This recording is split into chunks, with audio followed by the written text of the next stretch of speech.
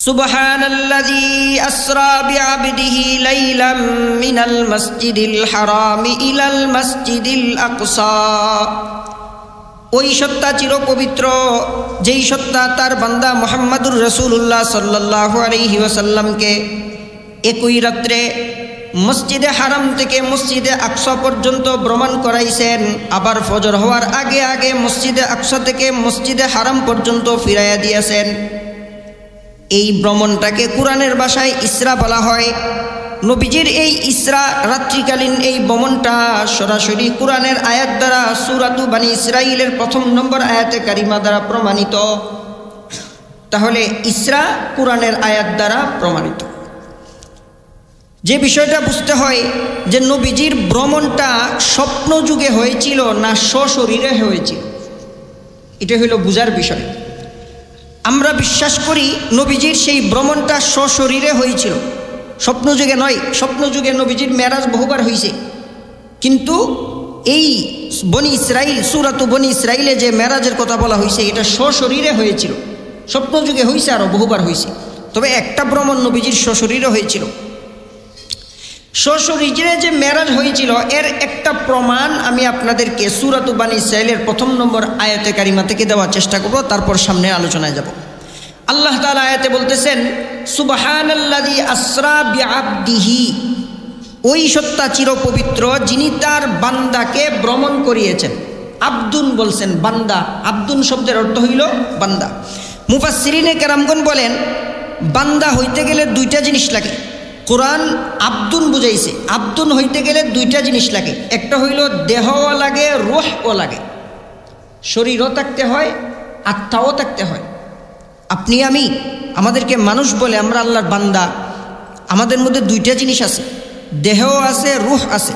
যদি শুধু দেহ থাকে, রূহ না থাকে, তাহলে আমাদেরকে কেউ আর মানুষ বলবে না, বলে লাশ। দেহ আছে, রূহ নাই। শুধু রূহ আছে, দেহ নাই, এটাকেও মানুষ বলা হয় না। তেমনিভাবে মুফাসসিরিনে কেরামগণ বলেন বান্দা হইতে গেলে দুইটা জিনিস লাগে, রূহও লাগে, দেহও লাগে। সূরাতু বনী ইসরাঈলের আয়াতে আল্লাহ বলেন আসরা বিআবদিহি, তিনি তার বান্দাকে ভ্রমণ করাইছেন। আব্দুন শব্দ বলছেন, আব্দুন হইতে গেলে যেহেতু রূহও লাগে, দেহও লাগে, বোঝা গেল নবীজির এই ভ্রমণটা আল্লাহ তাআলা রূহের সাথে সাথে দেহ সহ ঘটাইছেন, মানে সশরীরে ঘটাইছেন। মেরাজ কেন হয়েছিল তার একটা সুন্দর কারণ বা প্রেক্ষাপট আছে। আল্লাহ তাআলা কেন নবীজিকে এইভাবে ঊর্ধ্ব আকাশে উড়ায় নিয়ে গেলেন, আরশ কুরসির দর্শন দেখাইলেন, আল্লাহ স্পেশালভাবে সাক্ষাৎ দিলেন, ৭ আকাশে ৭ নবীর সাথে সাক্ষাৎ ঘটাইলেন। এই যে অভিনব একটা বিষয় ঘটাইলেন, তাও মাত্র এক রাত্রের ভিতরে, তার কি কারণ ছিল, কোন প্রেক্ষাপটের কারণে মেরাজ সংঘটিত হয়েছিল, সংক্ষেপে আলোচনা করার চেষ্টা করি। রাসূল করিম সাল্লাল্লাহু আলাইহি ওয়াসাল্লামের মেরাজ যেই বছর হয়েছিল, বিশুদ্ধ বা প্রসিদ্ধ কথা অনুযায়ী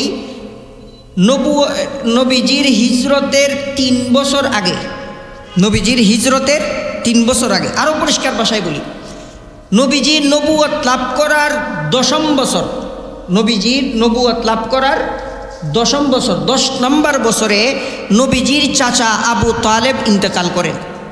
কত নম্বর বছরে? নবুয়ত পাওয়ার ১০ নম্বর বছরে নবীজির চাচা আবু তালিব ইন্তেকাল করছেন।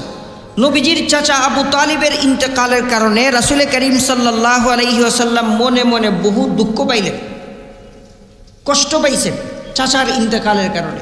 কারণ কি, আবু তালেব সারাটা জীবন রাসূল করিম সাল্লাল্লাহু আলাইহি ওয়াসাল্লামকে সন্তানের মতো লালন পালন করছে। ৪০ বছর পর্যন্ত নবীজিকে লালন পালন করছে। নবীজির ৪০ বছর পার হওয়ার পরে যখন নবুয়ত পেয়ে গেলেন আর মক্কাবাসীদের বিরুদ্ধে তাওহীদের স্লোগান দেওয়া শুরু করলেন, সমগ্র মক্কাবাসী যখন নবীর বিরুদ্ধে দাঁড়ায় গেল, তখনও আবু তালিব নবীকে একা ছাড়ে নাই। হ্যাঁ, আবু তালিব ইসলাম কবুল করে নাই, কিন্তু নবীর জিম্মাদারি সে ঠিকই আদায় করছে। আবু তালিব মুসলমান হয় নাই, কিন্তু নবীর সঙ্গও ছাড়ে নাই। নবীকে আজীবন বেঈমান কাফেরদের আক্রমণ থেকে রক্ষা করছে আবু তালেব। আবু তালিব কেমনভাবে নবীকে লালন পালন করছে এদিকে ইশারা করতে গিয়ে আল্লাহ তাআলা কোরআনের সূরাতুদ দোহায় বলেন, আলাম ইয়াজিদকা ইয়াতীমান ফাআওয়া, ওগো নবীজি আমি কি আপনাকে এতিম পাই নাই? ফাআওয়া, অতঃপর আমি আল্লাহ আপনাকে আশ্রয় প্রদান করছি। সমস্ত মুফাসসিরিনে কেরামগণ বলেন এখানে আশ্রয় দ্বারা আবু তালিবের ঘর উদ্দেশ্য। আল্লাহ বুঝাইছেন যে আবু তালিবের ঘরে আপনাকে এমন উত্তমভাবে লালন পালনের ব্যবস্থা করছি, আপনার বাবা বেঁচে থাকলেও হয়তো এইভাবে এত উত্তমভাবে আপনাকে লালন পালন করতো না। চাচা ঠিক আছে, কিন্তু চাচা বাপের চাইতে বেশি করছে আমাদের নবীর জন্য। সমগ্র আরববাসী যখন নবীজির বিরুদ্ধে অবস্থান গ্রহণ করছে, বারবার আবু তালিবের কাছে আসে। আবু তালিব আবার মক্কার বড় নেতা ছিল। আবু তালিবের বিরুদ্ধে কথা বলার অধিকার মক্কাবাসীর ছিল না, ভয় পাইতো সবাই। মক্কার নেতৃস্থানীয় লোকেরা কয়েকদিন পরপরই আবু তালিবের কাছে আসে যে মুরব্বী আবু তালেব, আমরা আপনাকে মানি, আপনার বাতিজাকে আপনি বুঝান সে যেন আমাদের মূর্তির বিরোধিতা না করে, নতুবা আমরা বেশি দিন এভাবে সহ্য করতে পারবো না। আবু তালিব নবীকে বুঝায়, নবীজি আবু তালিবের বুঝ মানেন না, উনি ওনার দাওয়াতি মিশন চালিয়ে গেছে। সর্বশেষ সমস্ত মক্কাবাসীরা একত্রিত হইয়া আবু তালিবের কাছে এসে বলছে, হে আবু তালেব, সময় এসে গেছে, হয়তো তুমি তোমার বাতিজার সঙ্গ ছাড়ো, নতুবা আমরা মুহাম্মদকে দেশান্তর করব আর তার সাথে সাথে তোমাকেও দেশান্তর করে ফেলব। আমাদের পিঠ দেয়ালে লেগে গেছে। আবু তালিব ঘোষণা দিছে যে আমি বাতিজার দিন মানি নাই কথাটি, কিন্তু আমি বাতিজাকে একা ছাড়ব না। আমার বাতিজাকে তোমরা শাস্তি হিসেবে যদি এই দেশ থেকে বহিষ্কার করে দাও, তাহলে আমি আবু তালিবও তার সাথে বহিষ্কার হইতে রাজি আছি, তবু আবু বাতিজারে একা ছাড়ব না। ইতিহাসের পাতায় লেখছেন নবীজিকে তারা 3 বছর পর্যন্ত শিয়াবে আবু তালিবে বন্দি করে রাখছিল। সেখানে আবু তালিবও বন্দি জীবনযাপন করছেন। নবীর কারণে নবী সহ নবীর সাহাবাদের সাথে আবু তালেব বন্দি জীবন কাটাইছে।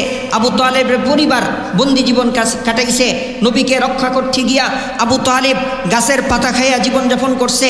ওই ঘাটিতে আবু তালেব গাছের জ্বর খাইছে, খায়া না খায়া পেটে খিদা নিয়া রাসূলে কারীম সাল্লাল্লাহু আলাইহি ওয়াসাল্লামকে হেফাজত করছে। অথচ নবীর দিন সে মানে নাই, অথচ সে মক্কার বড় এক নেতা ছিল, তার পজিশন ছিল, ধন সম্পদ ছিল, তার অবস্থান ছিল, তার নেতৃত্ব ছিল।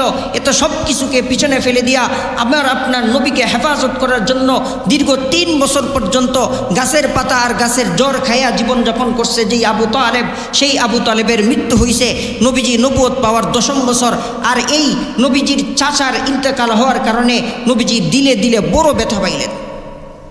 আবু তালিব যতদিন জিন্দা ছিলেন ততদিন কোনো কাফের সরাসরি নবীর গায়ে আঘাত করার সাহস করে নাই। বোকাজোকা করছে, গালমন্দ করছে, সরাসরি নবীর গায়ে আঘাত করবে এই দুঃসাহস কোনোদিনও করে নাই যতদিন আবু তালিব জিন্দা ছিলেন। আবু তালিবের ইন্তেকাল হয়ে গেছে, নবীজি ভিতরে ভিতরে মর্মাহত হইছেন। আরে এখন আমাকে কে রক্ষা করবে? বেঈমানরা তো আমাকে পাইলে আর ছেড়ে কথা বলবে না, পথে ঘাটে আমাকে আঘাত করবে, আমাকে রক্ষা করার মতো কেউ আর বাহিরে রইল না। নবীজি যখন আবু তালিবের মৃত্যু শোকে কাতর, এর ঠিক 3 দিন পরই নবীজির একমাত্র স্ত্রী খাদিজাতুল কুবরারও ইন্তেকাল হয়ে গেছে। আবু তালিবের শোক ভুলার আগে খাদিজার ইন্তেকাল। কে ছিলেন খাদিজা? খাদিজা ছিলেন রাসূলের একমাত্র সহধর্মিণী। খাদিজা যতদিন জিন্দা ছিলেন রাসূল দ্বিতীয় বিবাহ করেন নাই। খাদিজাতুল কুবরা এক ধনাঢ্য ব্যবসায়ী মহিলা ছিল। রাসূলে কারীম সাল্লাল্লাহু আলাইহি সাল্লাম তখন বাহির থেকে দিনের দাওয়াত দিয়া যখন ঘরে আসতেন, বেঈমানরা বিভিন্ন কটু মন্তব্য করে রাসূলের দিলে যখন আঘাত দিত, বারাক্রান্ত হৃদয় নিয়ে যখন নবীজি ঘরে আসতেন, তখন খাদিজাতুল কুবরা নবীজির মাথায় হাত বুলাইতেন, নবীকে সাহস দিতেন, দিনের দাওয়াত চালিয়ে যাওয়ার জন্য উজ্জীবিত করতেন, সান্ত্বনা প্রদান করতেন। বাহিরে ছিল আবু তালেব, ভিতরে ছিল খাদিজাতুল কুবরা। কিন্তু দুঃসময় আসলো, আবু তালেবের ইন্তেকাল হয়ে গেল, বাহির শূন্য হয়ে গেল। আবু তালেবের শোক ভুলার আগেই 3 দিনের পরই হযরত খাদিজাতুল কুবরারও ইন্তেকাল হয়ে গেল। এবার বাহিরেও নাই, ভিতরেও নাই। বাহিরে বেঈমানদের আক্রমণ থেকে রক্ষা করার মতো আবু তালেব আর নাই, আর ঘরের ভিতরে নবীকে সান্ত্বনা দেওয়ার মতো স্ত্রীও আর দুনিয়াতে বেঁচে নাই। রাসূলে কারীম সাল্লাল্লাহু আলাইহি ওয়াসাল্লাম যেন একা হয়ে গেলেন। রাসূল যেন জীবনের প্রথম একাকিত্বের স্বাদ অনুভব করতেছেন। রাসূল খুব ভারাক্রান্ত হয়ে গেছেন। কঠিন একটা ধাক্কা উনার হৃদয়ের মধ্যে লাগছে। এর কিছুদিন পরেই রাসূল করিম সাল্লাল্লাহু আলাইহি সাল্লাম যখন বুঝতে পারলেন মক্কাবাসীরা আর আমার দ্বীনের দাওয়াত কবুল করবে না, রাসূল নিরাশ হয়ে গেছেন। এবার নবীজি চাইছেন যে মক্কার বাহিরে গিয়ে একটু দ্বীনের দাওয়াত দিই, মক্কার বাহিরে যাই। এই জন্য মক্কা শরীফ থেকে 3 মাইল দূরে অবস্থিত তায়েফের দিকে নবীজি রওনা দিলেন। সঙ্গে নিলেন নবীর পালক পুত্র হযরত যায়েদ ইবনে হারেসা রাদিয়াল্লাহু আনহুকে। এই সফর সঙ্গীকে সাথে নিয়ে তায়েফে গেলেন। উদ্দেশ্য ছিল তায়েফবাসীকে আমি দ্বীনের দাওয়াত প্রদান করব, তারা হয়তো আমার দাওয়াত কবুল করবে। তারা যদি দাওয়াত কবুল নাও করে তায়েফবাসীরা আমাকে আঘাত করবে না, এই বিশ্বাস নবীর ছিল। কারণ হইল তায়েফবাসীর বড় বড় নেতাদের সাথে মক্কার নেতাদের আত্মীয়তার সম্পর্ক ছিল। তায়েফের কয়েকজন বড় নেতার সাথে মক্কার বড় বড় কয়েকজন নেতার আত্মীয়তার সম্পর্ক ছিল। নবীজি ভাবতেছেন যে আমি তায়েফে গিয়া দ্বীনের দাওয়াত দিলে তারা যদি নাও মানে অন্তত আমার সাথে আত্মীয়তার খাতিরে আমার গায়ে আঘাত করবে না, এই বিশ্বাস নিয়ে নবীজি তায়েফের উদ্দেশ্যে রওনা দিলেন। কিন্তু বাস্তব ইতিহাস কি হয়ে গেল সেদিন, তায়েফবাসীরা নবীজির দাওয়াত কবুল করে নাই। তায়েফের এক নেতা নবীকে বলতেছে যে তুমি বুঝি নবী হইছ, আল্লাহ বুঝি তুমি ছাড়া আর কাউকে নবী বানানোর জন্য পায় নাই। এক নেতা বলতেছে যে মুহাম্মদ তুমি যদি সত্য নবী হয়ে থাকো তো তোমার গোত্রের লোকেরা, মক্কার লোকেরাই তো তোমাকে প্রত্যাখ্যান করলো, আমরা কিভাবে তোমাকে মানি? তুমি সত্য নবী হইলে তোমার গোত্রের লোকেরা তোমাকে আগে মানত। বিভিন্ন কটু মন্তব্য নেতারা করছে, কিন্তু রাসূল এগুলো মনের ভিতরে ছাপা দিয়া জনসাধারণের মাঝে দ্বীনের দাওয়াত দেওয়া শুরু করছেন। কিন্তু দুর্ভাগ্য নবীর উম্মতের এই দাওয়াতের মিশন চালাইতে যখন শুরু করছেন, নেতারা একদল গুন্ডা বাহিনীকে নবীর পিছনে লেলাইয়া দিছে। এই গুন্ডা বাহিনী রাসূল করিম সাল্লাল্লাহু আলাইহি ওয়াসাল্লামের পিছনে লেগে গেছে, ইট পাথর নিক্ষেপ করা শুরু করছে। রাসূল করিম সাল্লাল্লাহু আলাইহি ওয়াসাল্লামের সঙ্গে ছিলেন যায়েদ ইবনে হারেসা রাদিয়াল্লাহু আনহু। যায়েদ ইবনে হারেসা বলেন, যেই দিক থেকে পাথর আসতো আমি যায়েদ সেই দিকে গিয়া দাঁড়াইতাম। নবীর দিকে আসা পাথরগুলো প্রথমে আমি বুকের মধ্যে নিছি, আমার বুক জাজরা হয়ে গেছে। এরপর নবীর দিকে আসা পাথরগুলো আমি পিঠ দিয়ে নিছি, আমার পিঠ জাজরা হয়ে গেছে, আমার মাথা খণ্ড বিখণ্ড হয়ে গেছে। আমি আমার নিজের সমস্ত শক্তিকে হারায় ফেলছি, নবীকে রক্ষা করার মতো আর অবশিষ্ট শক্তি আমার ছিল না। এরপরের পাথরগুলো নবীর উপরে পড়তে লাগলো।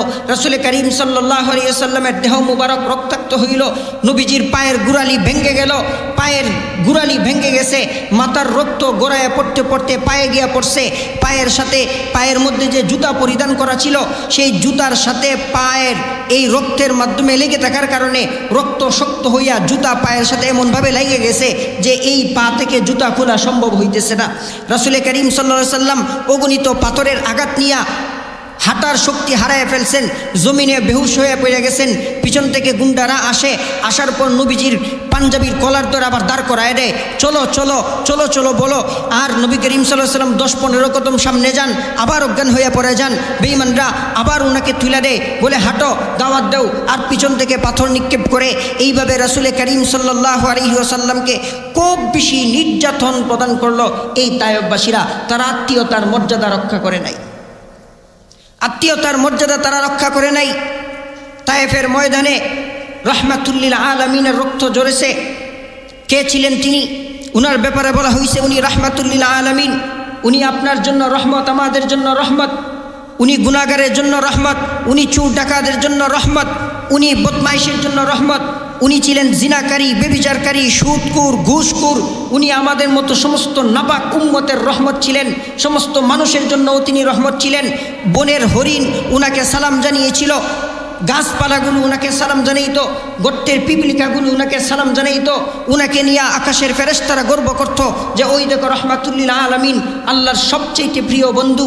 এই রাহমাতুল লিল আলামিনের গায়ে মশা মাছি পর্যন্ত বসতো না, সেই গায়ে তায়েফবাসীরা পাথর নিক্ষেপ করে করে ওনাকে রক্তাক্ত করে ফেললো।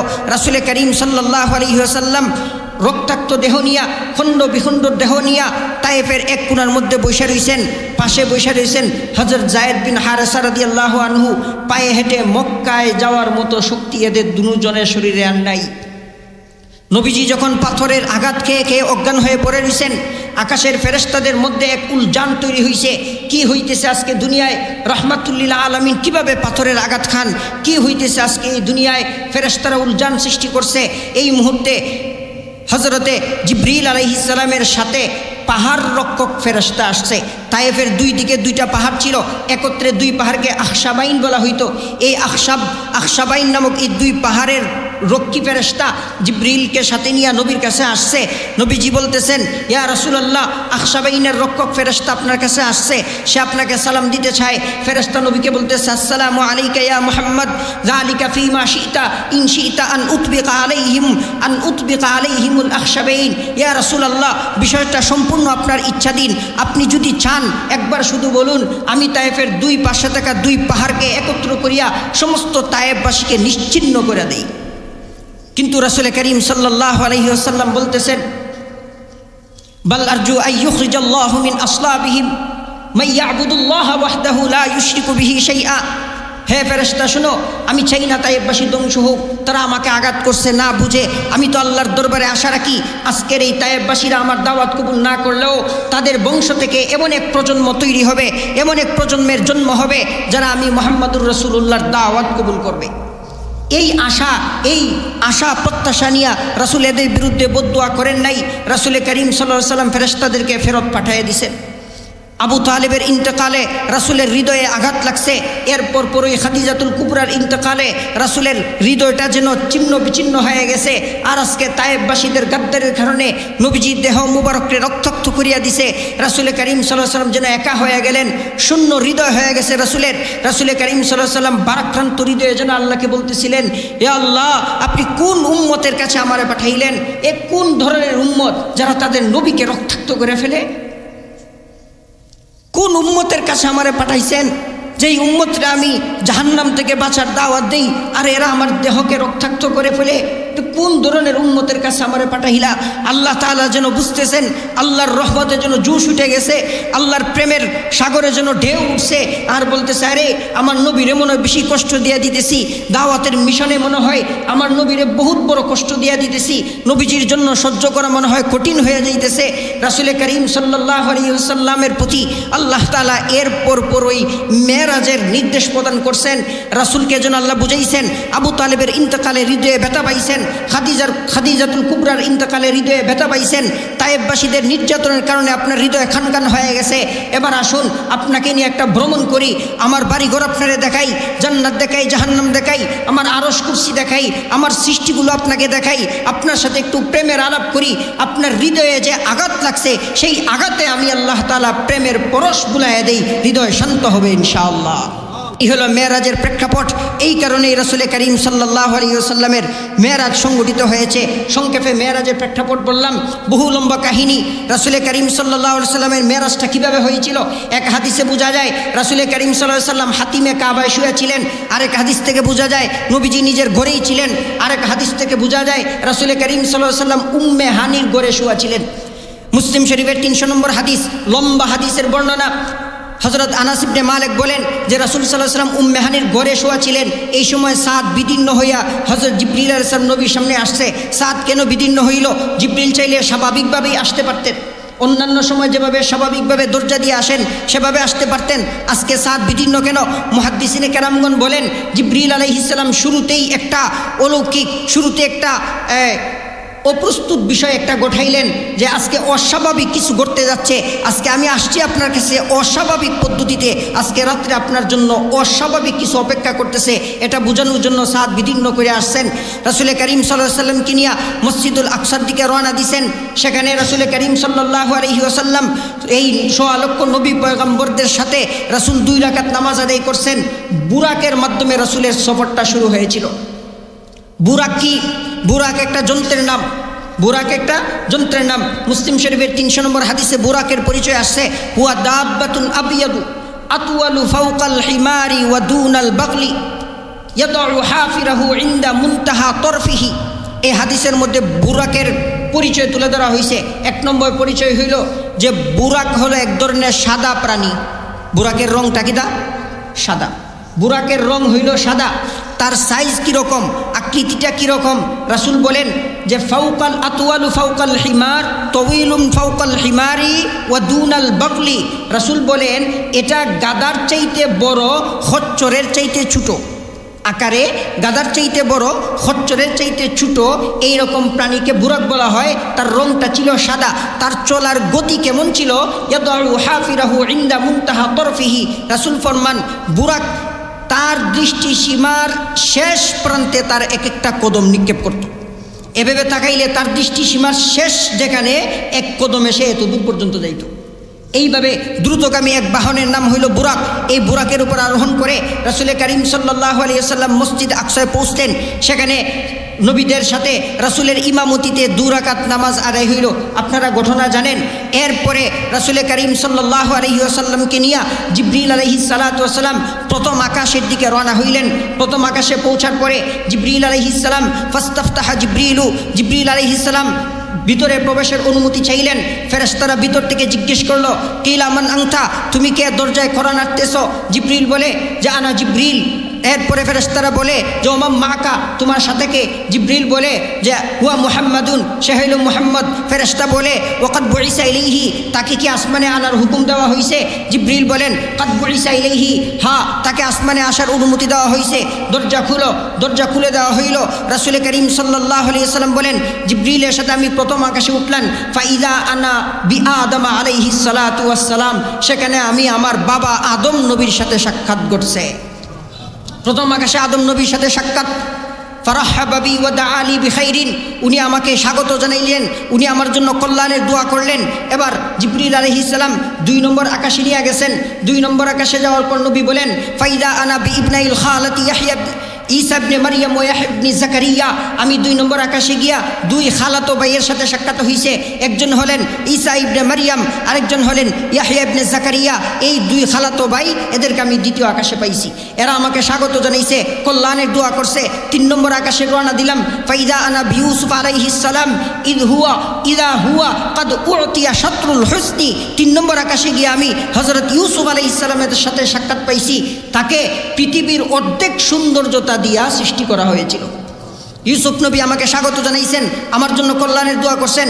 গেলাম 4র্থ আকাশে, ইদ্রিস নবীর সাথে দেখা হইল। গেলাম 5ম আকাশে, হযরত হারুন আলাইহিস সালামের সাথে সাক্ষাৎ হইল। গেলাম 6ষ্ঠ আকাশে, হযরত মূসা আলাইহিস সালামের সাথে সাক্ষাৎ হইল।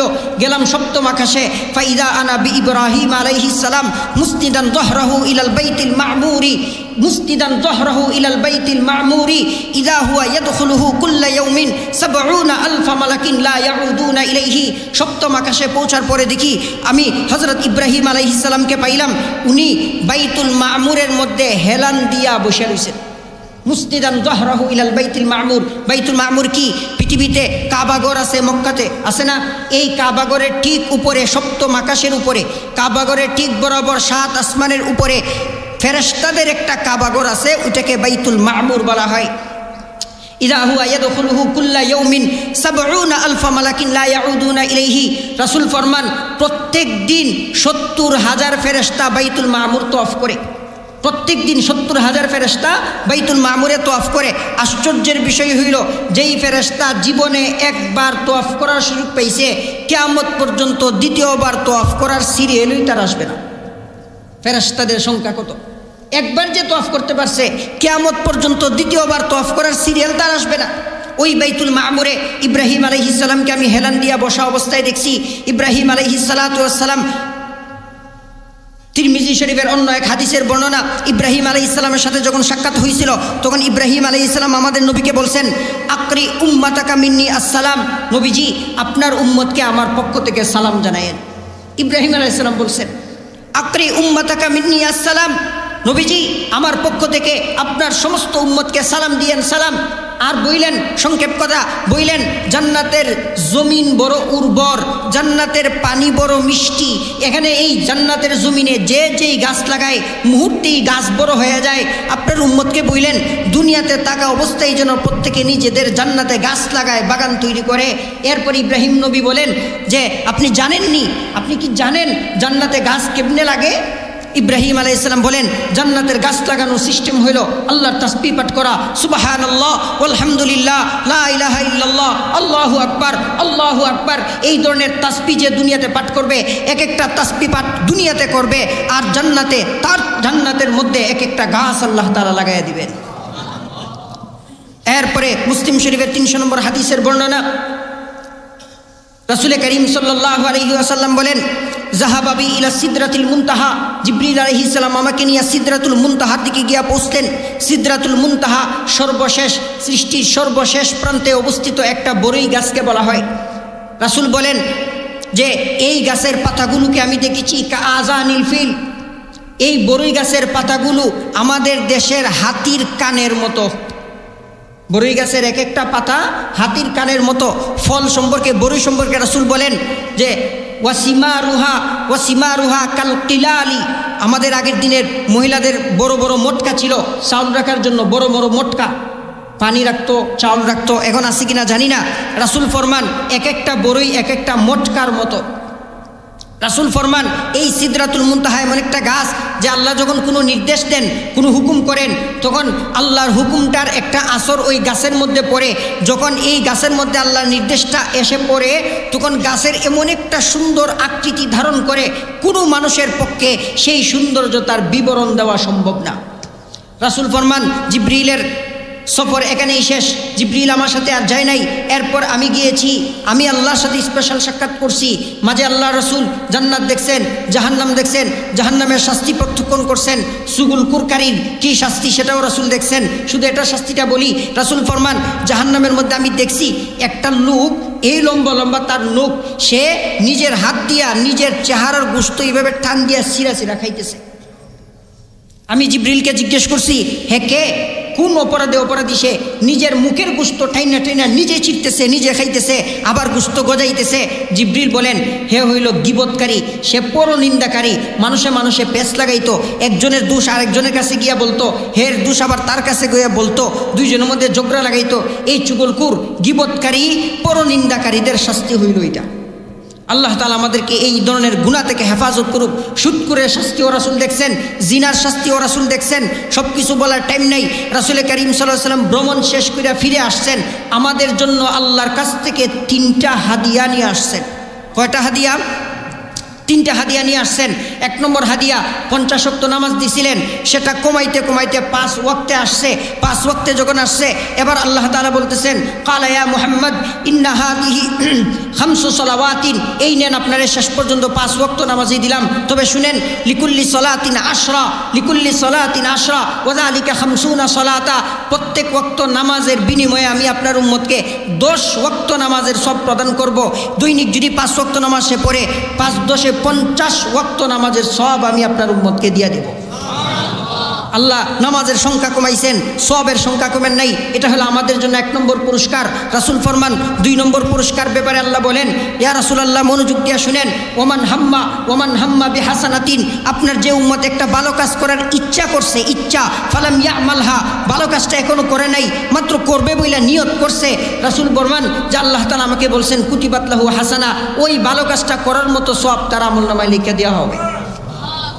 ফাইন আমিলাহা, আর নিয়ত করার পরে এই ভালো কাজটা যদি করে ফেলে, রাসূল বলেন কুতিবাত লাহু আশরা, এরকম 10টা ভালো কাজ করার সওয়াব তার দেওয়া হবে। এরপরে আরো শুনেন, রাসূল ফরমান ওমান হাম্মা বিসাইয়াতিন, আপনার উম্মতের যে একটা মন্দ কাজ করার ইচ্ছা করছে, মন্দ কাজ, গুনার কাজ, ফালাম ইয়ামালহা, এটা গুনার কাজ এখনো করে নাই, শুধু নিয়ত করছে, লাম তুকতাব শাইআ, তার আমলনামায় কোনো গুনাহই লেখা হবে না। আর যে ব্যক্তি এই মন্দ কাজ করে ফেলবে, তার মন্দ কাজের বিনিময়ে শুধু একটা গুনাহই লেখা হবে, 10টা না। ভালো কাজের নিয়ত করলেই ভালো কাজের সব পাওয়া যায়, একটা ভালো কাজ করলে 10টা ভালো কাজের সব পাওয়া যায়। উম্মতের জন্য নবী হাদিয়া নিয়ে আসছেন, 3 নম্বর হাদিয়া নিয়ে আসছেন। কোনো বর্ণনা মতে পাওয়া যায় সূরাতুল বাকারার শেষ 3 আয়াতটা আল্লাহ তাআলা আমাদের জন্য হাদিয়া স্বরূপ নবীর কাছে দিয়ে দিয়েছেন। এইভাবে 3টা হাদিয়া নিয়ে রাসূল করিম সাল্লাল্লাহু আলাইহি ওয়াসাল্লাম মেরাজ থেকে আবার পৃথিবীতে ফিরে আসছেন। এশার পরে ভ্রমণ শুরু হয়েছিল, ফজরের আগেই ভ্রমণ শেষ।